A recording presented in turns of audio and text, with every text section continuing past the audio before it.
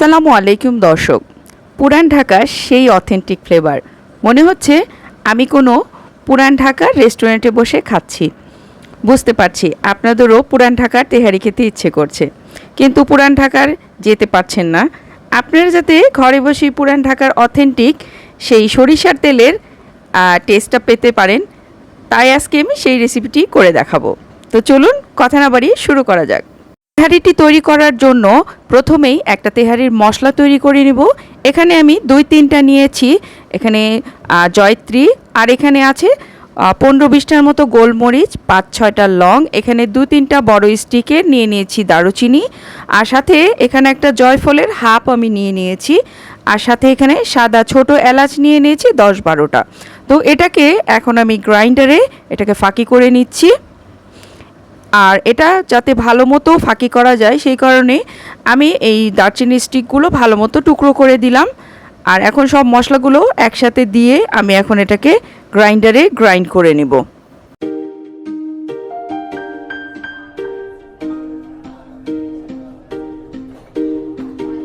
মশলাটা আমার এটা গ্রাইন্ড করা হয়ে গেছে। এখন আমি এটাকে অন্য পাশে রেখে দিচ্ছি আর চলে যাচ্ছি মূল রান্নায়। এখন আমি যেহেতু এটাকে সরিষার তেল দিয়েই রান্না করব, আর অথেন্টিক তেহারিটা কিন্তু সরিষার তেল দিয়েই তৈরি করতে হয়, তো আমি এখানে একটু সরিষার তেল নিয়ে নিচ্ছি 1 কাপ পরিমাণ। আর এই পুরো 1 কাপ তেল দিয়েই কিন্তু আমার রান্নাটা হবে, আর কোনো তেল আমি ব্যবহার করব না। তো আমি কড়াইতে তেলটাকে দিয়ে দিলাম। এখন এটার সাথে যোগ করে দেব 1.5 কাপ পরিমাণ পেঁয়াজ কুচি। এটাকে দিয়ে ভালো করে একটু সতে করে নেব। কিছুক্ষণ ভেজে আসলে এটার ভিতরে আমি মশলাগুলো অ্যাড করে দিব একে একে। এখানে আমি দিয়ে দিচ্ছি 2 টেবিল চামচের মতো আদা বাটা, আর সাথে যোগ করে দেব 1 টেবিল চামচের মতো রসুন বাটা। এটাকে দিয়ে দিলাম। এখন এটাকে ভালো করে একটু নেড়ে নিচ্ছি। নেওয়ার পরে এখানে আমি পুরো 1 কেজি গরুর মাংস নিয়ে নিয়েছি। আপনারা চাইলে এটাকে খাসি দিয়েও রান্না করতে পারবেন। আর এই গরুর মাংসটাকে আমি রেগুলার সাইজ করে কেটে নিয়েছি। সাথে যদি তেল চর্বি থাকে তাহলে আরও ভালো হয়। তো দেওয়ার পরে স্বাদ অনুপাতে আমি দিয়ে দিলাম লবণ 1 টেবিল চামচ, আর দিয়ে দিলাম 7-8টা কাঁচামরিচ এরকম ফালি করে কাটা। এখানে কোনো গুঁড়ো মশলা কিন্তু আমি ব্যবহার করব না কোনো ধরনের। আর করে রাখা এই মশলাটা যে ছিল আমাদের তেহারি, এটাও আমি সম্পূর্ণটাই দিয়ে দিব।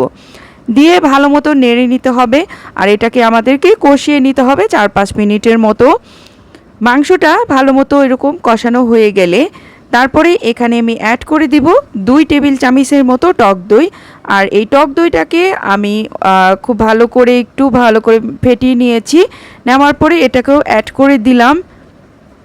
এখন আমি এটাকেও ভালো মতো এই মাংসটার সাথে মিশিয়ে একটু কষিয়ে নেব।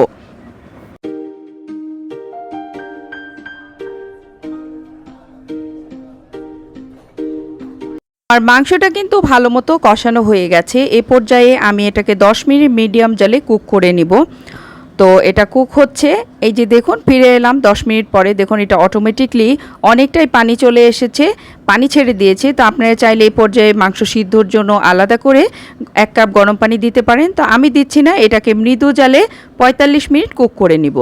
ফিরে এলাম 45 মিনিট পরে। দেখুন আমার মাংসটা কিন্তু একদম কুক হয়ে গেছে, অল্প সামান্য পানি আছে। আমি আর 5 মিনিট পরে নামিয়ে নিব।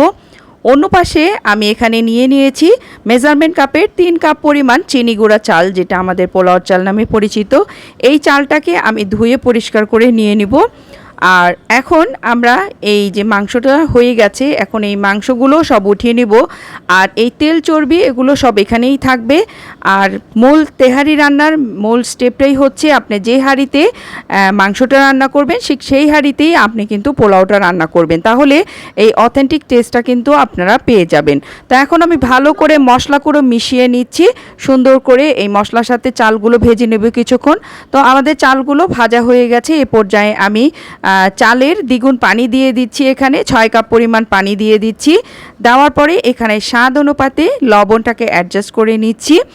আর দিয়ে দিব এখানে 7-8টা কাঁচামরিচ, এটা ফ্লেভারের জন্য, আর 2 টেবিল চামচ পরিমাণ গুঁড়ো দুধ। এই সবকটা উপকরণ একসাথে ভালো করে আমার এই চালের সাথে মিশিয়ে নিতে হবে। এ পর্যায়ে আমি অপেক্ষা করছি চালটাকে বলক আসা পর্যন্ত। চালের মধ্যে বলক চলে আসলে আমি এটার ভিতরে ঢাকনা দিয়ে আমি রান্না করে নিব মৃদু জালে।